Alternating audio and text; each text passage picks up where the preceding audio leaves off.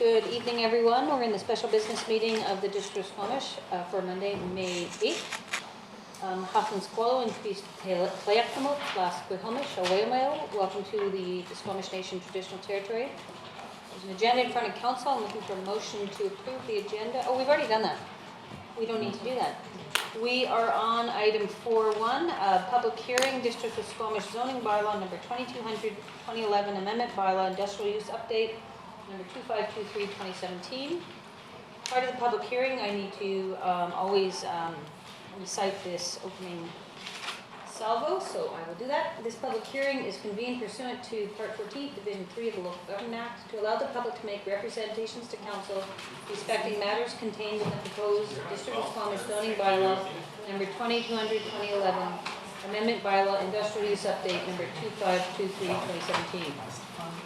Everyone present shall be given a reasonable opportunity to be heard or to present written submissions respecting matters contained in the proposed bylaw. No one will be discouraged or prevented from making their views known. However, it is important that remarks be restricted to matters contained in the proposed bylaw. Members of council may ask questions following presentations. However, the function of council at a public hearing is to listen rather than to debate the merits of the proposed bylaw. In considering the proposed bylaw, council has received documents which may influence its decision. These documents are available for review and comment and have been included as part of the planning department report, or if received later, handed out at the meeting and included in the public hearing package. If any documents are submitted during the hearing, please feel free to review the document during the hearing by asking staff. Members of the public should maintain order and quiet and shall not applaud or interrupt any speech or action of members of council or any other person addressing council. I now call on the planning department to introduce the bylaw. Thank you, and good evening, Mayor and Council. My name is Jonas Wolniškis. I'm the Director of Community Planning, and I will be walking you through the proposed changes in Bylaw 2523. So Bylaw 2523 proposes to do three things. First, it proposes to rezone the northwest corner of the Sea to Sky Business Park from residential and industrial zoning to a MUD or Mixed-Use District 1 zone. It's a transitional zone from light industrial to neighborhood commercial and multifamily residential. The second thing the bylaw proposes to do is to revise the definition of industrial use and eliminate bulk fuel and gas storage and loading facilities, and create a separate use for bulk gas, fuel storage and loading facilities, and apply it to the wood fiber properties which are under an active application for that use. And then thirdly, it introduces a buffer setback area in the zoning bylaw adjacent to Aspen Road, which is a follow-through from the Sea to Sky Business Park sub-area plan. So I will focus most of my presentation on the mixed-use District 1 zone. The zone, or this bylaw, received first reading on March 7th. There was some stakeholder engagement following that first reading. The bylaw received second reading in April, and now we're at the public hearing stage. The five properties that are subject to the MUD 1 rezoning proposal are designated as residential neighborhoods and employment industrial in the OCP. The sub-area plan for the business park designates all of those properties as industrial business and a buffer area. The MUD 1 zone is, as I said, a transitional, is meant to be a transitional zone between industrial uses and the residential area that's to the north of the business park. It breaks down into three areas, area 1, 2, and 3. Area 3 being the most dense of the three and most neighborhood commercial type of uses. Area 1 being more light industrial and less dense than the other two areas, and Area 2 is something in between. There's some light industrial businesses that are still permitted in Area 2, and the residential density is a bit higher than in Area 1. The list of proposed uses was meant to be quite wide. It's to facilitate the feasibility of activity, of employment type activity in that area. So it ranges from anywhere, it ranges from alcoholic beverage manufacturing to neighborhood commercial, which is convenience stores and personal services establishments. It also allows for live-work units as a density bonus on second floor and above, and it provides for some residential use as well. The key features of mixed-use District 1, as I said, it's pretty wide array of uses, provides for live-work units. All residential density is tied to the employment gross floor area, so it aims to facilitate employment development. As more employment space you put on the ground, more residential density you get on the top. It provides for a density bonus for purpose-built rental, so the live-work units are permitted to drop down to 60% of the second floor as long as 30% of all units are under a housing agreement with the district. And then it provides for additional density above the first 2 floors, provided that the same 30% amount is purpose-built rental, secured through a housing agreement. It allows for the residential density to be moved around in each of the areas. So rather than directing how many stories can each area accommodate, it allows for a maximum of 16 meters in height, and that all of that density could be moved around in each area. So it's meant to be somewhat flexible. It has an incentive for common open space, so if the open space can be activated, it reduces the requirements to 15%. This was a recognition that the employment space will likely require, employment space and parking will likely require quite a bit of area, and so it was proposed that the open space requirements be less than normal for multifamily developments, but that space needs to be activated.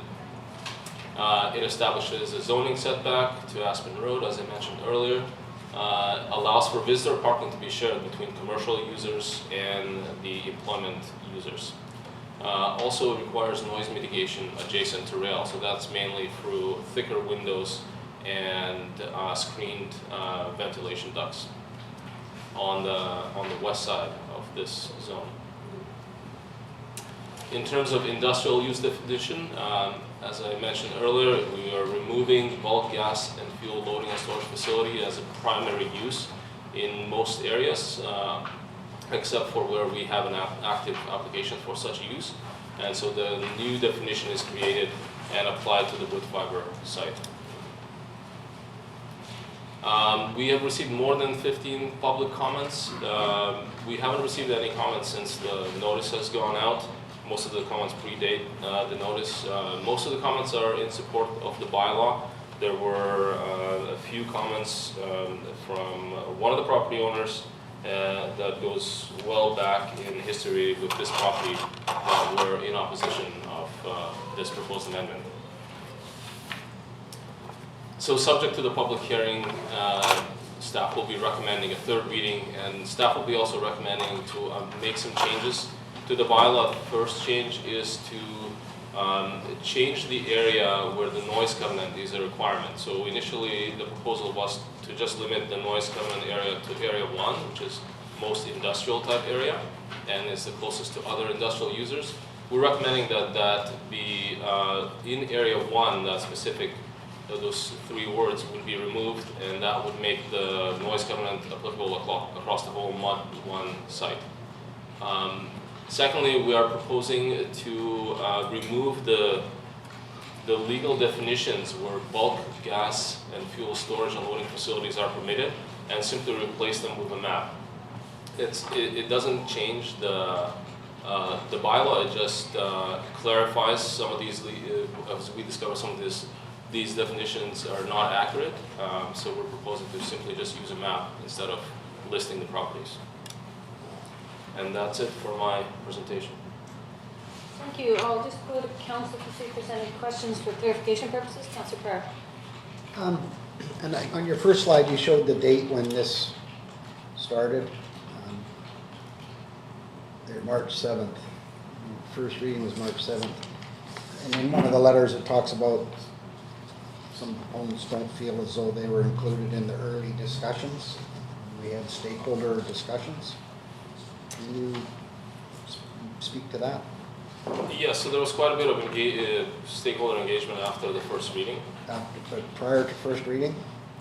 Prior to first reading, Yeah. there wasn't much in terms of stakeholder engagement, no.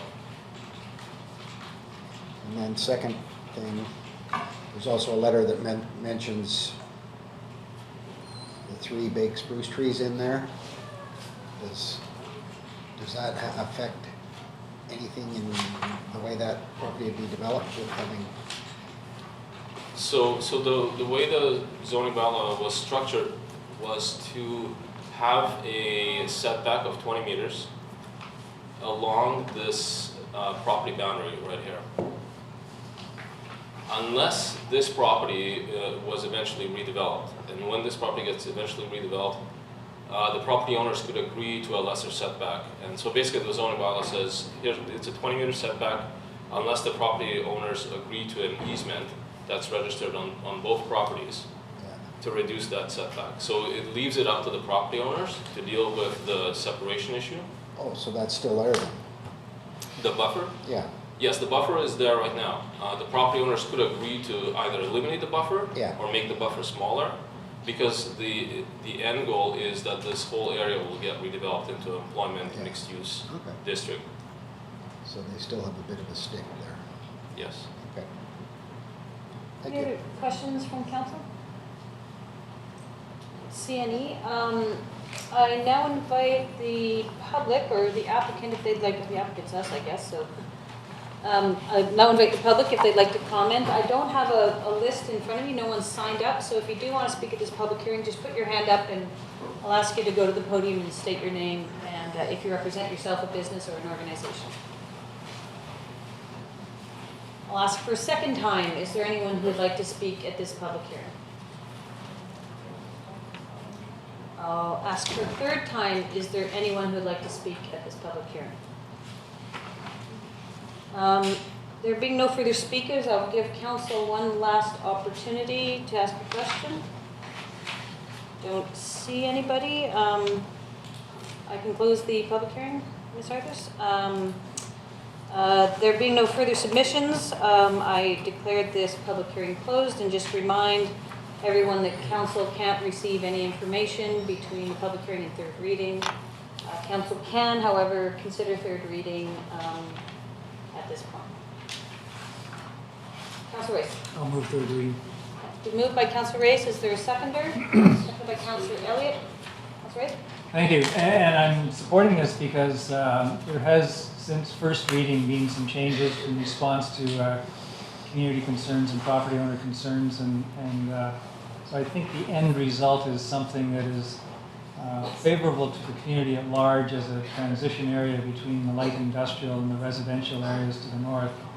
And also I think is a significant compromise to the aspirations or for the aspirations of the property owners, and allows them, I think, despite this transition area, to actually realize significant potential from their properties. And so I think there's a good compromise there, and I'm prepared to support this. Councilor Race, I just want to confirm you were giving third reading with the amendments to include the covenant over the entire. That's correct. I'm wondering if we should just maybe put the amendments on the floor just so it's really clear. I will move the amendments as outlined, including the covenant over the whole entire property and the removal of the legal descriptions with the map. It's seconded by Councilor Kent. I think staff has outlined clearly why I think it's a good idea, so I don't see any hands. I'll call the question on the amendments. All those in favor? Opposed? Motion carries. So we have an amended motion on the floor now. Councilor Race has spoken to it. Would anyone else like to speak to it? Councilor Pryor? Yes, I mean, this is the beginning, obviously, of a little bit of a journey with all those different property owners in there, so I think that it'll give everybody a chance to hopefully get what they want out of it, all the property owners. So that's why I'm supporting. Councilor Elliott? Yeah, I would really like to thank the community and staff who worked hard after first reading to bring us back something that provides, I think, a lot of creativity in that area and provides a great transition into the adjoining neighborhoods. So I'm looking forward to seeing how this evolves. So I'll be supporting the motion. Councillor Schwab? Yeah, I think everything's been said, but I do support this transition zone and agree with most of the council's. Thank you. I just wondered if the owners could just kind of mention where we see this whole neighborhood going. I see some people from the neighborhood. Okay, we I have know. a motion on the floor. Well, I'm This is- asking if he could do that after this. Sure. Okay. I will speak briefly to this. We brought forward first reading. I think we understood that this wasn't the final version and we were really looking for input. We got some amazingly valuable input, I think, from the landowners, from real estate professionals, from people who are looking to expand our opportunity for employment lands. And I think the product is actually quite good and unique, and I think sort of hopefully sets a new template for how we integrate concentrated, densified employment lands with neighborhoods and create, I hope, something quite special and unique. And I think it was a great group effort to get us where we are today. So thank everyone for participating. I don't see any more hands, so with that, I will call the question. All in favor? Opposed? Motion carries. Jonas, do you have any insights on what the next steps or? Well, the next steps will be, we have to refer the bylaw to ministry for signature, comes back, and then expect that we will be seeing subdivision applications and development permit applications. So development permit will be the next step where council will get to approve or. Well, Yep. I always find planning so interesting because planners think 50 years out. And when we were having discussions about this property, and I know you were talking about, the property to the north and then the whole neighborhood and how planning envisions over the next 20 years it going. Well, this area is certainly going to grow. It's in the right location for higher density. It's right on transit. It's close to the business park, close to jobs.